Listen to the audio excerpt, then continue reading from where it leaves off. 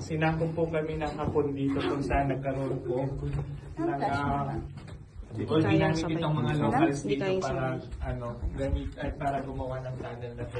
So yung ginamit ng locals po dito sa paggawa ng tunnel is Pico, palat, sako po at marumani yung pagbutas po nito. As you can see dito sa pinakagilid po nito o sa taas po, may mga traces pa rin po ng Pico. Okay.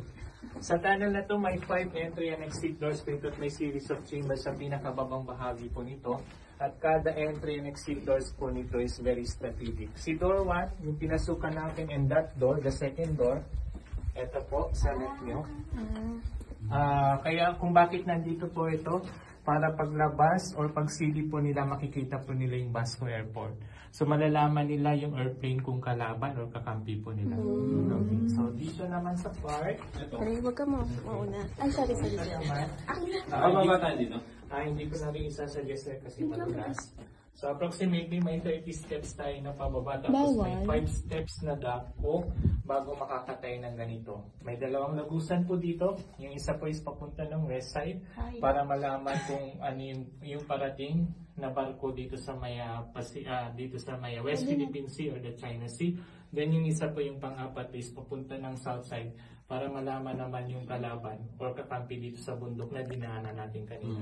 The series of chamber, nandito po at dito daw ginagamot yung mga Japanese soldiers noon. So ang gamit nitong mga itong tunnel na is hideout lang po ng mga Japanese soldiers noon. So 1, 2, 3, 4, then the fifth one. Dito. Tulog.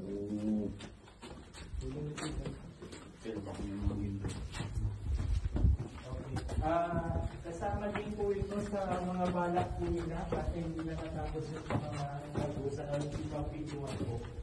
Kasama ito sa mga pinagawa po at pinasementohan po yung kada pituan po nito. Kasi ang in-anticipate nila pag nalaman ang kalaban na may kanan po dito, ang unang-unang pababagsakin yung pinakapintuan bago po rarating sa gitna. So kung gaano kakapal, masisilip po dito. Patingin. Nakabal. Oh, anti-mortar po nila. Yan yung pinaka-bunker po nila. Ito yung isa. Diyan naglalaglag ng mga pagkain, no? Hindi po, sapatos. Yung SM noon ni Dem. Size 7. Color. Size 8 na nakakita.